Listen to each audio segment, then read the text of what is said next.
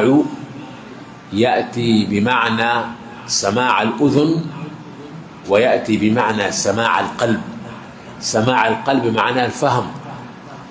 هنا ابن كثير فسر بشنو؟ أي يفهمون. إذن يسمعون هنا معناه شنو؟